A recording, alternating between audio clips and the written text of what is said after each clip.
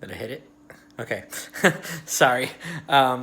All right, so this is my explanation of my mood table. So I decided to go a little bit more themed this year, and the theme that I decided to do was slashers. And I'm very, very excited. It looks really good. So we're going to go in kind of a spiral explanation, meaning I'm going to go like basically skipping around it because some things are easier to explain than others. So we'll start at the bottom of the table, but here's a good look at it. I think it looks great. I'm very, very happy with it. So at the bottom, we have some props and stuff. This mask from Scream, a butcher's knife. I'm gonna go ahead and say it's Michael Myers' butcher knife, and obviously Freddy's glove. And then we have the lights, which I didn't use lights last year, but I realized how much lights change the mood of it completely. They look great. We also have up here 2 signs. This one, I bought at a GameStop last year when I was planning this. Yes, I have been planning this for a year. And this one I bought at a Spirit Halloween last year. Now, obviously I haven't been able to buy stuff from Spirit Halloween this year because COVID-19 has forced me to stay in my house like a recluse. But whatever. All right. So let's do the books first, then the movies, and then explanation of the stuff in the middle. So on this side, we have a little theme going on, Freddy versus Jason, obviously. So Slash of the Titans is a book that talks about all the iterations of Freddy versus Jason before the movie came out. So it's all the scripts that were made, and it's a super fascinating look at the history of that movie. There are so many different scripts that were made. They were all fascinating. This, Freddy vs. Jason vs. Ash, is a comic series where the 3 titans of horror duke it out. I reviewed it once a long time ago, but I think my opinions on it have changed. I think it's pretty good, actually. Going over here, we have Hack and Slash. Again, we have Hack Slash versus Army of Darkness. Because we had Bruce Campbell over there, I thought he deserved to be over here as well. And Hack Slash Omnibus Volume 1. Hack Slash is a comic series that the lead character, Cassie Hack, she hunts slashers and kills them. And it's an amazing comic series, and if you've never seen it, I highly, highly recommend it. All right. We have the movies back here. Obviously, some slasher classics. Tucker and Dale vs. Evil, a good breakdown of slashers, kind of a parody. Leprechaun, Scream, the first 3 in that one pack, and Scream 4 in the second one. Then we have the 3 Halloween movies. Well, the first Halloween movie, the original, then the sequel to the original, then the sequel to the original that ignores all the other ones that came out in 2018.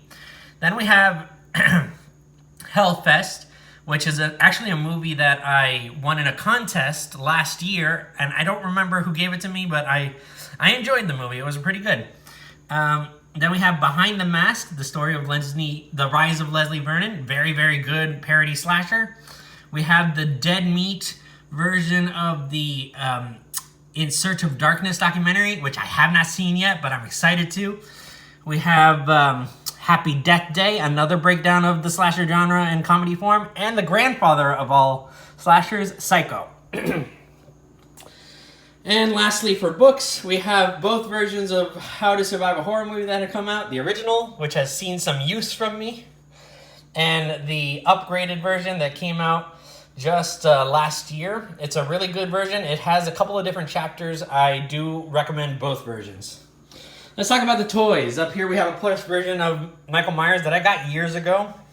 It just fit with this. And now for the inspiration of the entire table. The reason that I decided to go with slashers this year is because of this guy. This guy I found in a Target last year. And it's the first buy that I got of a toy line from NECA Toys called Toonie Terrors. And if you hear the words Toonie Terrors and you don't immediately think of me, then I've been doing something wrong. Because that is totally up my alley. So that's the first one that I got in the collection. Jason was the second. And then I got the rest of them. These are the entire Toonie Terrors collection that I have so far. I'm not really interested in the 2 Pennywise that came out. And there's a couple of others that I've been looking for, but I have not been able to find yet, but I will eventually. Then we have these that came in blind boxes.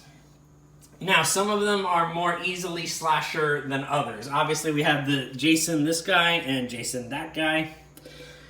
I felt Jack Torrance from The Shining fit the aesthetic. Plus, I feel like he could have become a slasher if he really wanted to. He got insane towards the end of that movie. Then we have the director of the granddaddy of all slashers, Alfred Hitchcock. I thought he fit.